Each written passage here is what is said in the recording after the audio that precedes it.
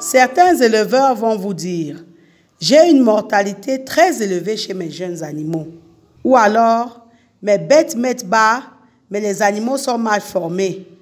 J'ai des animaux avec des cous tordus, des hernies ombilicales, des malformations au visage, etc. » Ou encore « Je ne comprends pas pourquoi je croise mes animaux, mais jamais mes femelles ne mettent bas, etc. » Ce que ces éleveurs ignorent, c'est que la plupart du temps, ils sont à l'origine des problèmes qu'ils rencontrent dans leur ferme. En effet, beaucoup d'éleveurs ignorent ce qu'on appelle la consanguinité en élevage, ou alors ils ne sont pas assez pointilleux ou rigoureux pour gérer ce phénomène de consanguinité. Le problème de consanguinité ne concerne pas tous les types d'élevage, mais sachez que les élevages de porcs, de lapins, de bœufs, de chèvres, de chiens sont concernés. Ce sont les types d'élevage assez courants dans nos environnements.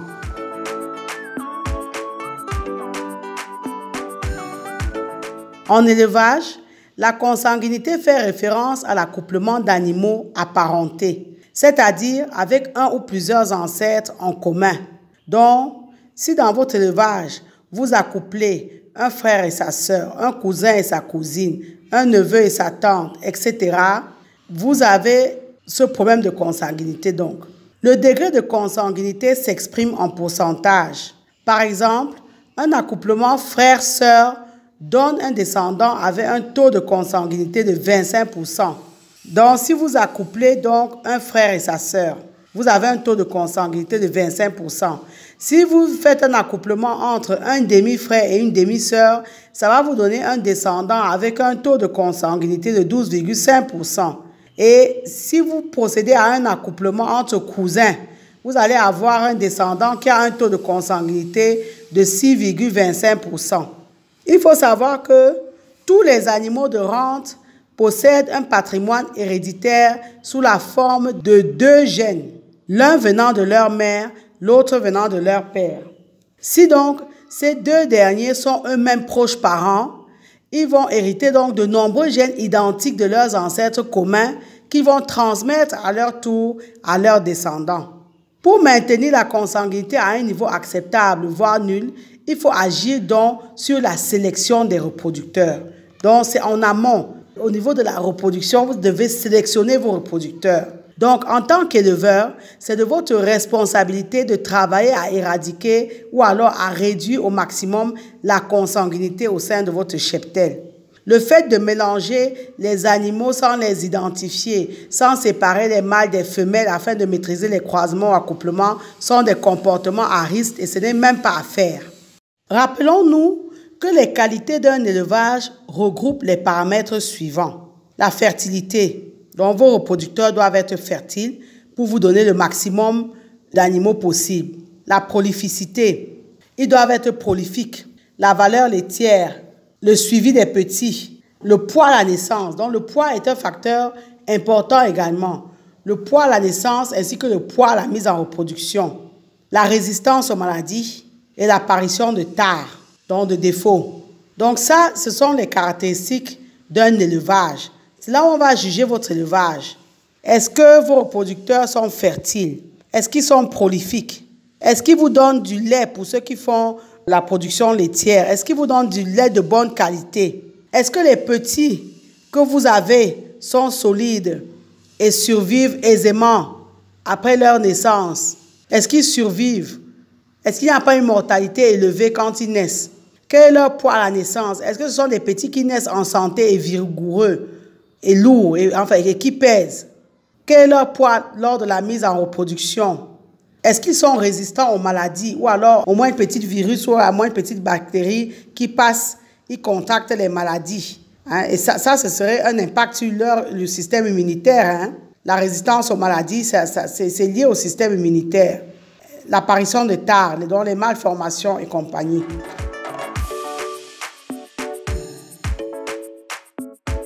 La consanguinité a des conséquences importantes en élevage.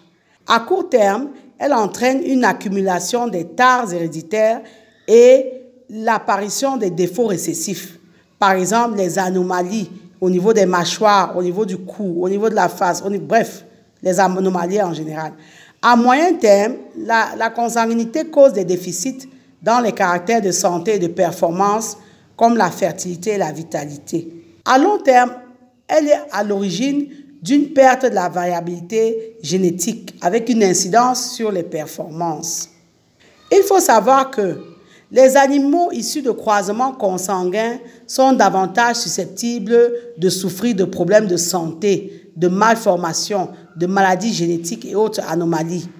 Vous noterez également une baisse et une perte de fécondité, dont la fertilité est réduite et la taille des portées est moindre. Vous allez avoir une baisse de la durée de vie, une augmentation de la mortalité des petits, une prédisposition à des troubles de manière précoce, des tares et des malformations congénitales récurrentes, dont une baisse du système immunitaire, dont une perte d'efficacité des défenses immunitaires. Donc ça, c'est vraiment d'ailleurs l'impact le plus significatif des problèmes de consanguinité. Vous avez des animaux très souvent malades. La consanguinité réduit les performances, en particulier concernant la taille des portées. Vous allez avoir des petits chétifs. Vous allez avoir des porcelets qui ont un petit poids et les verras qui ont une libido faible.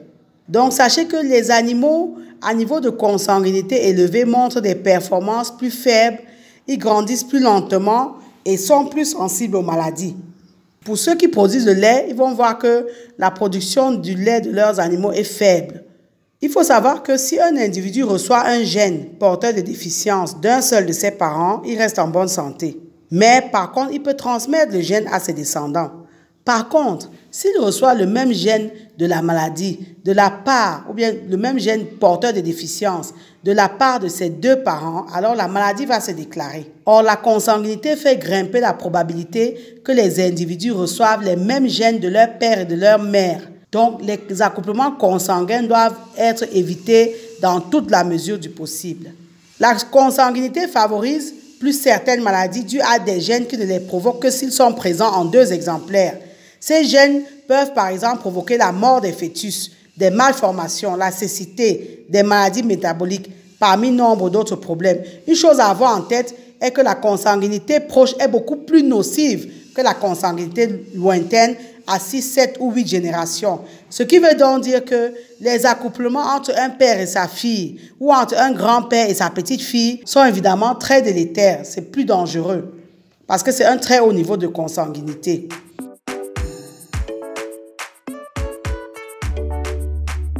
Il faut déjà savoir une chose, c'est que la consanguinité s'accumule graduellement dans une race à mesure que les animaux utilisés pour la reproduction, notamment les mâles, sont fortement utilisés pour produire la prochaine génération dans laquelle certaines femelles seront utilisées comme reproductrices. Ça veut dire qu'au fil du temps, il devient de plus en plus difficile de trouver un mâle d'accouplement qui ne soit pas du tout apparenté à la femelle avec laquelle on veut le croiser. Aussi, pour y remédier, plusieurs règles s'imposent dont chacune contribue à limiter le risque de consanguinité. Premièrement, les reproducteurs mâles et femelles doivent contribuer de manière équilibrée au renouvellement. C'est-à-dire qu'il est nécessaire que les mâles soient renouvelés très rapidement dans l'élevage et que, in fine, à terme, les femelles également soient renouvelées. La seconde règle découle de la première, les reproducteurs doivent être aussi nombreux que possible.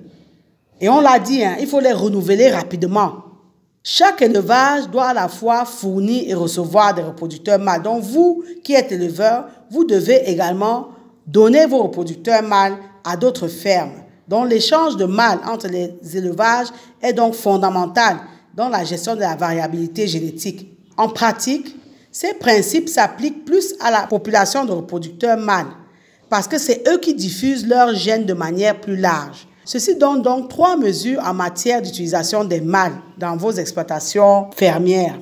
Déjà, il faut mettre le plus de mâles possible à la reproduction. Donc, il faut que vos mâles travaillent. Il faut faire contribuer les mâles de manière équitable au plan d'accouplement. Et surtout, il faut les renouveler rapidement. Ne gardez pas les mâles longtemps dans une ferme parce qu'à la fin, vous allez vous retrouver avec leurs enfants, leurs petits-enfants et tout ça et vous allez être tentés de les croiser entre eux. Donc, il faut renouveler les reproducteurs mâles très rapidement et très souvent. Autre règle à appliquer, il faut acheter vos reproducteurs auprès des exploitations qui gèrent correctement leur ferme et surtout qui gèrent la consanguinité. car ils sont conscients de son impact. Le vendeur doit être capable de vous dire qui sont les parents de la bête que vous souhaitez acheter. Car si vous achetez des reproducteurs qui ont déjà des limites en termes de prolificité ou de fertilité, ce serait dommage pour votre exploitation. Autre chose, il faut toujours penser à séparer les mâles et les femelles d'une portée une fois sevrés ou dès que les caractères sexuels commencent à se développer. Ceci afin d'éviter qu'ils ne se croisent entre eux. Donc ne mélangez pas mâles et femelles dans une même loge ou dans une même cage. Autre chose à savoir, vous-même qui êtes éleveur, vous devez gérer de façon impeccable votre ferme. Identifiez vos animaux. Il existe des moyens d'identification adaptés à chaque type d'élevage. Tenez un journal ou un registre qui vous permettra de consigner les informations sur vos animaux ou alors ayez des fiches d'identification de vos bêtes, notamment vos reproducteurs. Vous ne pouvez absolument pas prétendre faire l'élevage de façon professionnelle si déjà au niveau de la reproduction, vous réduisez vos performances en accouplant les animaux étroitement par an. Les données de plusieurs études de recherche ont montré que la consanguinité a un effet significatif sur la performance de vos élevages. Si on prend par exemple le secteur de l'élevage porcin, un coefficient de consanguinité de 10% par exemple dans une portée et chez une truie entraîne les réductions de la taille de la portée. C'est scientifique. Donc, vous ne pouvez pas dire que vous êtes éleveur et vous ne travaillez pas à votre performance. Être éleveur, c'est chercher à gagner sa vie, à faire des bénéfices. Et donc, quand vous avez des pertes d'animaux, des animaux malades que vous ne pouvez pas engraisser, etc., vous ne pouvez pas gagner de l'argent. Il est ainsi de la responsabilité de l'éleveur de réduire au maximum le taux de consanguinité dans son exploitation afin d'être véritablement performant et réduire les pertes d'animaux et in fine les pertes d'argent résultant de la consanguinité. La gestion des informations est capitale. On ne peut être éleveur et ne pas tenir ne serait-ce qu'un registre au sein de sa ferme. L'identification de chaque animal est également une nécessité. Dans plusieurs pays développés, il y a ce qu'on appelle l'IPG ou l'identification pérenne généralisée. C'est une obligation réglementaire. Vous devez identifier vos animaux. Ça ne se discute, ça ne se négocie même pas. Cette identification a pour but d'assurer la traçabilité historique et géographique des animaux d'élevage, que ce soit les bovins, les ovins, les caprins, les porcins, etc., de la naissance de l'animal jusqu'à la commercialisation de la viande. L'identification, donc, est le premier maillon de la traçabilité. Elle permet de doter les animaux d'une véritable carte d'identité individuelle. Elle permet le suivi d'une information complète de la naissance de l'animal à l'assiette du consommateur. Sans ce passeport, d'ailleurs, les animaux ne peuvent pas circuler dans certains de ces pays-là. Pour le consommateur, cette identification est donc garante de la sécurité alimentaire et de la connaissance de l'origine. Mais sachez que c'est également un outil indispensable pour les éleveurs parce qu'elle facilite les transactions, elle facilite le suivi de la production, donc de la reproduction, donc la gestion de la consanguinité, elle favorise donc la gestion de la santé des troupeaux ou encore la lutte contre le vol. Sachez qu'en France, par exemple, l'identification du porc est une obligation depuis 1980. Vous l'avez compris, il ne s'agit plus de parquer les animaux et se dire éleveurs. Nous vous invitons à véritablement vous former avant de vous lancer dans l'élevage, car encore une fois, c'est un métier. Et si vous vous aventurez en amateur, sachez que vous perdrez de l'argent. Ce n'est pas marrant de voir sa truie ou sa lapine mettre bas 10 petits et les voir tous mourir avant le sevrage ou alors de chercher à les engraisser en vain. Nous espérons que cette vidéo vous a été utile et vous a permis de mesurer l'importance d'une véritable gestion de la reproduction chez vos animaux afin d'éviter la consanguinité. Ne les laissez pas se reproduire n'importe comment. Si vous n'êtes pas encore abonné à AgriTV Web, n'hésitez pas à le faire et surtout à activer la cloche de notification pour ne pas manquer nos prochaines vidéos. Partagez au maximum nos vidéos, c'est un moyen de nous accompagner. Rappelez-vous toujours que savoir est le point de départ et c'est agir qui fait et fera toujours toute la différence. Maintenant que vous savez, place à l'action.